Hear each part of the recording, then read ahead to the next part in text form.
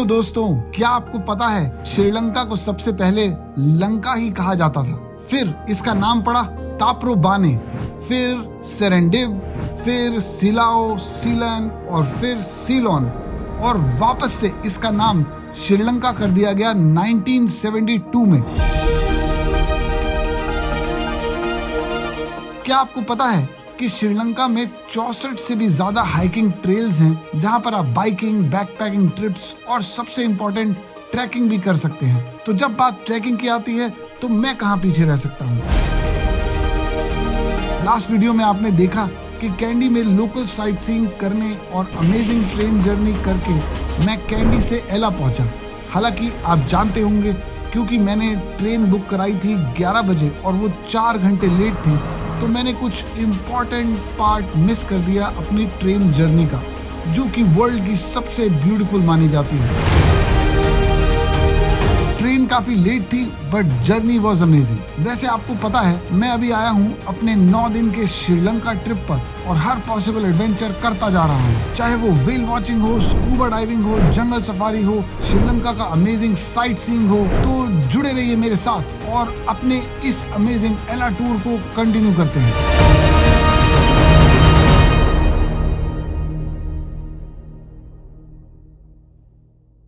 आप लोगों को पता है कि मुझे ट्रैकिंग कितना पसंद है। यहाँ पर एक बहुत ही सुंदर और अमेजिंग ट्रैक है जिसका नाम है लिटिल एडम्स पीक ट्रैक, और इसको करने के चलते मैं अर्ली मॉर्निंग उठकर अपने गाइड और एक ऑस्ट्रेलियन कपल के साथ चल दिया।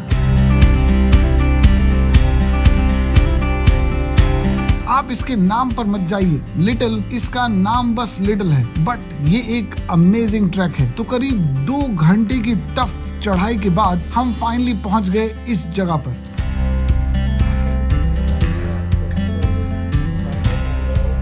इतनी सुबह उठकर यहाँ तक आने का हमारा मकसद ही था, हम इन सुंदर पहाड़ों के बीच में से सूरज को उगते हुए देख सकते हैं।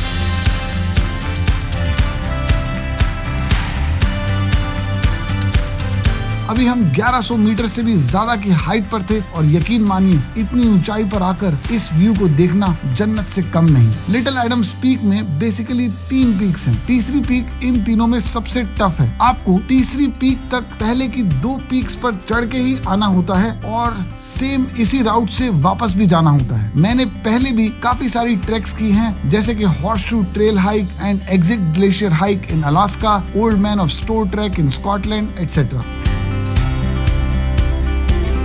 बट ये ट्रैक उन सबसे किसी भी तरह कम नहीं है। अब यहाँ तक पहुँच के मैं कुछ पिक्चर्स ना खिंचवाऊं, ऐसा कैसे हो सकता है। Welcome to the Little Adams Peak, and this is the peak number 3. We started from peak 1, went to the peak 2, and then the hardest one was peak 3, and this is where we are, and we're rewarded with some majestic views, just like some of the other very beautiful hikes. This has been a really amazing one and very rewarding, and plus when you do a hike you feel great for the rest of your day. You can eat anything you want, and this is going to be awesome. So today's going to be a good day. Alright guys, so now we've made it to a resting point and we're rewarded with a coconut. एक resting point पर पहुंचकर हमें coconut दिया गया पीने को, क्योंकि coconut एक काफी अच्छा सोर्स होता है हाइड्रेशन का। वैसे ये कोई आम कोकोनट नहीं था। गाइड ने बताया ये अपनी तरह का एक स्पेशल कोकोनट है और पूरी दुनिया में बस श्रीलंका में ही पाया जाता है। Hi, shall I add something here? Yes, please. Yeah. So you will not find this coconut in any other part of the world. Wow. So this is called the king coconut, a native variety. इसे king coconut कहा जाता है। इसकी खासियत ये थी कि ये मेनली ड्रिंकिंग पर्पस के लिए ही होता है, हेंस इसमें कोकोनट की लेयर बहुत कम होती है या फिर नहीं होती है। ये एक डिफरेंट येलो कलर में भी था।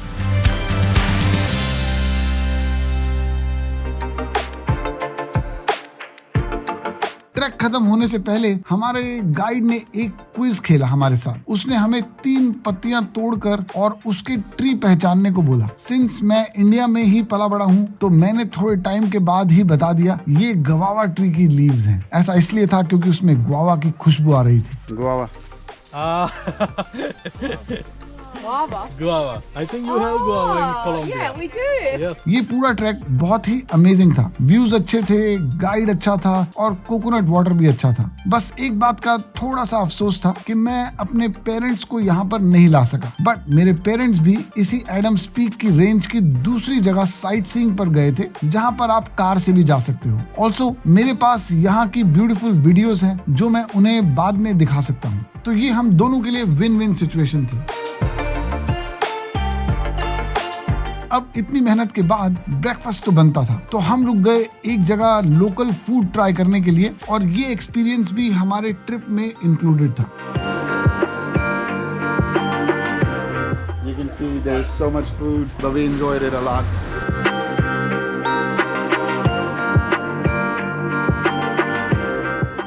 Thank you, Baba. Bye-bye. See ya.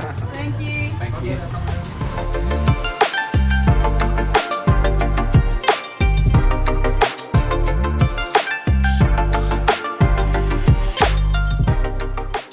Since हमारे ये गाइडेड टूर पहले से बुक था, इसमें 9 आर्चेस भी इंक्लूडेड था। हालांकि मैंने ये पहले घूम लिया था एक दिन पहले, आपको याद होगा, बट फिर मैंने सोचा कि अच्छी जगह दोबारा भी घूम लो तो कोई हर्ज नहीं है।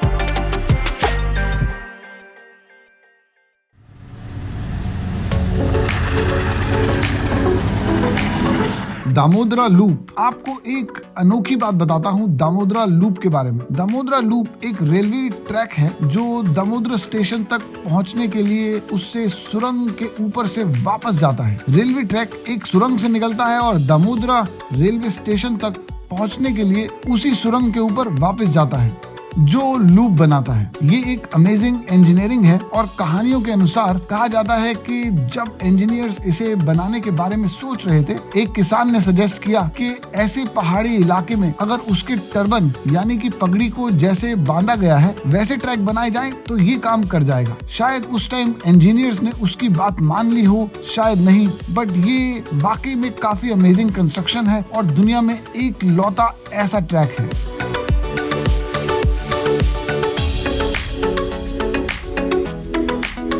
नाइन आर्च ब्रिज के नजारे लेने के वक्त मुझे स्कॉटलैंड के हैरी पॉटर ब्रिज की याद आ गई थी। ये देखने में उसी से काफी मिलता जुलता है। अगर आपने मेरी स्कॉटलैंड की भी वीडियो नहीं देखी है तो बिंदास मेरे चैनल पर जाकर देख सकते हैं। This is a train station right by the hill where there is a loop and there are very few loops all over the world. इसके बाद मैंने थोड़ा दामोदरा रेलवे स्टेशन भी घूम लिया और काफी यूनिक लग रहा था। क्योंकि ये रेलवे स्टेशन एक लूप में था तो मैंने सोचा कि क्यों नहीं आती हुई ट्रेन को एक बार टनल के ऊपर से और फिर उसी ट्रेन को दूसरी तरफ से देखा जाए। तो अब बारी थी उस चीज की जो हम कैंडी टू एला आते वक्त नहीं कर पाए, डे लाइट में ट्रेन का सफर।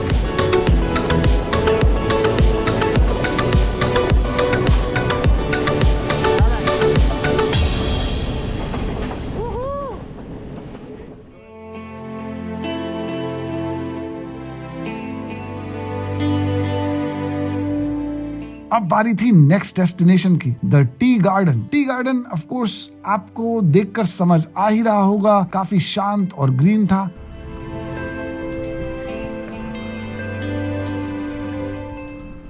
Welcome to a very beautiful garden that makes Ceylon tea. So we are in a special region. But before telling more about the tea in Hoover, I would like to thank the people who carrying out this industry. So these people, most importantly, the person including she and the people out there. Thanks to them, we have this great industry. Thank you. यहाँ पे हमने कुछ photos भी खिंचवाई और थोड़ा pretend किया कि मैं टी के लीव्स को प्लक कर रहा हूँ। ये काफी फनी था। यहाँ पर गाइड से थोड़ी जानकारी लेने के बाद और थोड़ा टहलने के बाद हम आगे निकल गए। आपको तो पता होगा कि श्रीलंका इंडियन माइथोलॉजी में किस लिए फेमस है, रावण के लिए। तो हम रावण वाटरफॉल्स को कैसे इग्नोर कर सकते थे। ये पूरे कंट्री में वाइडेस्ट वाटरफॉल है और करीब 82 फीट इसकी हाइट है। इस वाटरफॉल में इतना शोर होता है कि इसके सामने खड़े होकर आप एक दूसरे की बात भी नहीं सुन पाएंगे। Beautiful waterfall and some majestic views.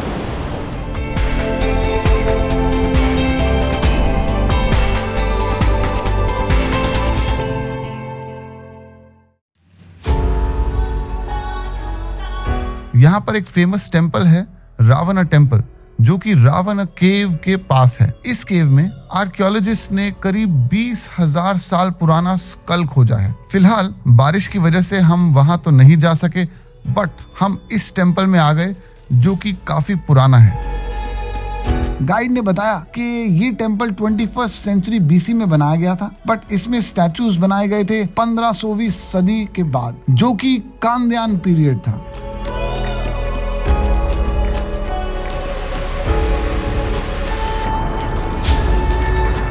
बारिश के अंदर हमें एक वाटरफॉल पे जाने का बहुत ही मजा आया। यहाँ पे हमने सोचा तो था कि हम नहाएंगे, लेकिन जब मैंने देखा कि पानी के अंदर कितना ज़्यादा डेब्री ऊपर से आ रहा है और साथ में पानी का फ्लो भी बहुत ज़्यादा था, तो ये एक सेफ एक्टिविटी नहीं थी। हम वहीं से वापस गाड़ी में आ पहुंचे। तो दोस्तों, हमारा ये एला टूर तो यहाँ खत्म होता है, बट अगेन मेरे श्रीलंका का ट्रिप अभी भी बाकी है। काफी सारी एडवेंचर्स हैं जो मुझे अभी करनी बाकी हैं और आपको देखनी बाकी है। काफी सारी मेरी वीडियोस ऑलरेडी मेरे चैनल पे हैं, आप जाकर देख सकते हैं। और जो आने वाली वीडियोस हैं उसकी नोटिफिकेशंस पाने के लिए मेरे चैनल को सब्सक्राइब कर दीजिए। और आपको ये वीडियो अच्छा लगा हो तो वीडियो को लाइक कर दीजिए। फिलहाल मैं आपसे लेता हूँ अलविदा और मिलता हूँ नेक्स्ट वीडियो में। Bye bye.